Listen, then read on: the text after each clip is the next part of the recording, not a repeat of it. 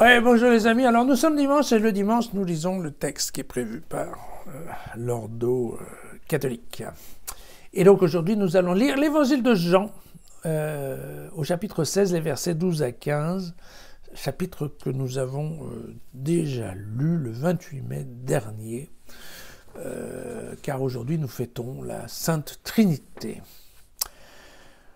Que nous dit l'évangile de Jean? J'ai encore bien des choses à vous dire, mais vous ne pouvez les porter maintenant. Lorsque viendra l'Esprit de vérité, il vous fera accéder à la vérité tout entière. Car il ne parlera pas de son propre chef, mais il dira ce qu'il entendra et il vous communiquera tout ce qui doit venir. Il ne me glorifiera car il recevra de ce qui est à moi et il vous le communiquera. Tout ce que possède mon Père est à moi, c'est pourquoi j'ai dit qu'il vous communiquera ce qu'il reçoit de moi. Alors,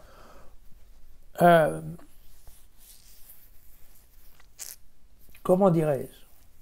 Le concept de la Trinité, en fait, comme concept, il a été inventé par les théologiens au IIIe siècle. Pour répondre à un mouvement qui était considéré comme hérétique, qui était ce qu'on appelle l'arianisme. Voilà. L'arianisme, c'était un mouvement qui disait que comme il n'y avait qu'un seul Dieu, alors Jésus était en fait un demi-dieu, un sous-dieu. Voilà. Et donc à partir de là, les théologiens ont travaillé, ils ont dit non, mais en fait, il y a le Père, le Fils et le Saint-Esprit. En fait, dans les évangiles, on ne parle absolument pas de la Trinité. On parle bien des trois ingrédients, des trois éléments de la Trinité. On parle bien du Père, du Fils et de l'Esprit, mais vous voyez que ce concept un petit peu compliqué, dans lequel il y a des liaisons positives et négatives entre les éléments, c'est quand même quelque chose de très sophistiqué et de très ecclésial, nous dirons. Et en effet, tout ça n'a pas été abordé, même pas par les Actes des Apôtres ou les lettres de Paul.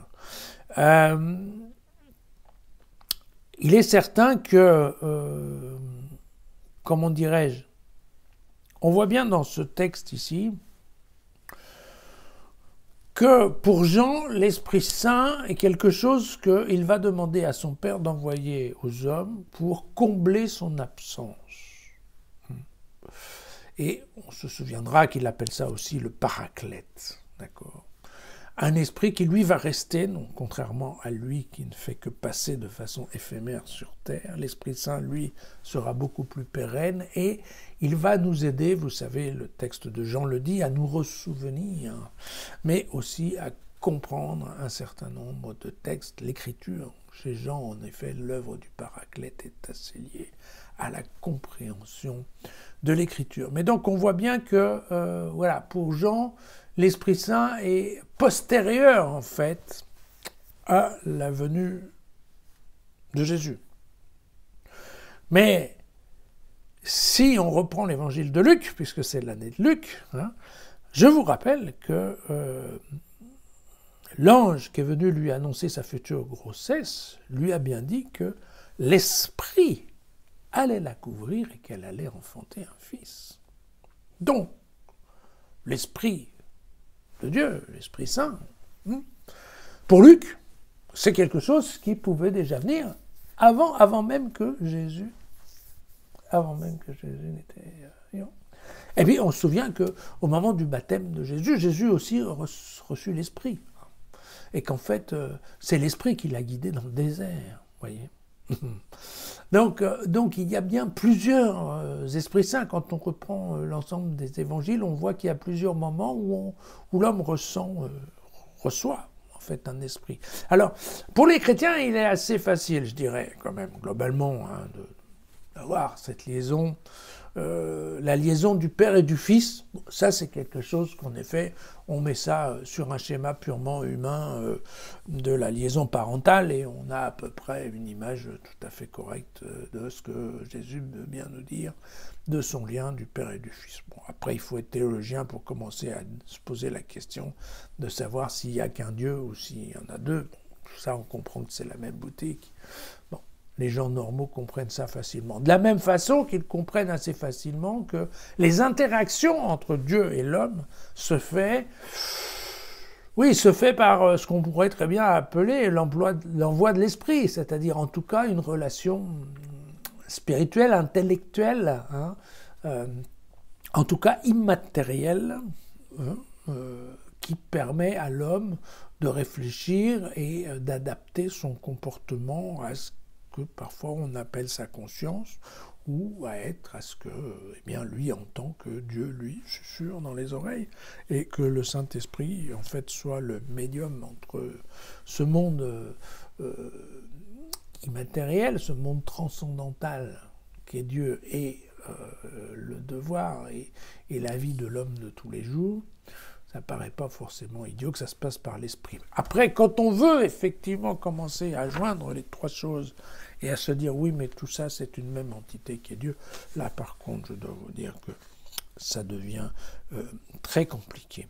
Et je vais être quitte à blesser ou à décevoir nos amis auditeurs qui seraient de fervents chrétiens, je ne conseillerais à personne en fait qui veut comprendre un peu mieux la foi chrétienne de se lancer dans l'étude de ces grandes considérations sur la Trinité. Pourquoi ? Parce que, encore une fois, pour être chrétien, vous n'avez pas vraiment besoin de comprendre ou de vous faire une idée de la Trinité.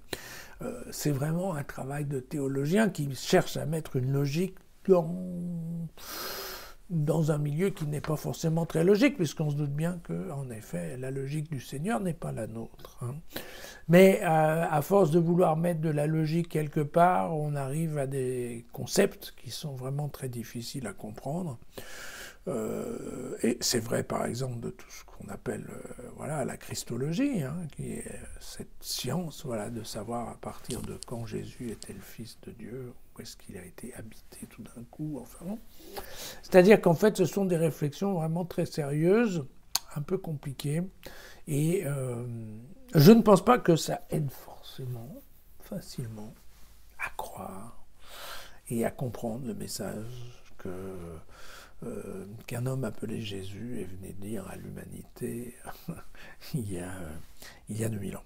Voilà, donc mon message c'est un petit peu ne perdons pas trop de temps avec la Trinité, et passons-en un peu plus avec tout simplement l'étude des évangiles ou du livre de Josué. Ça sera demain. À demain.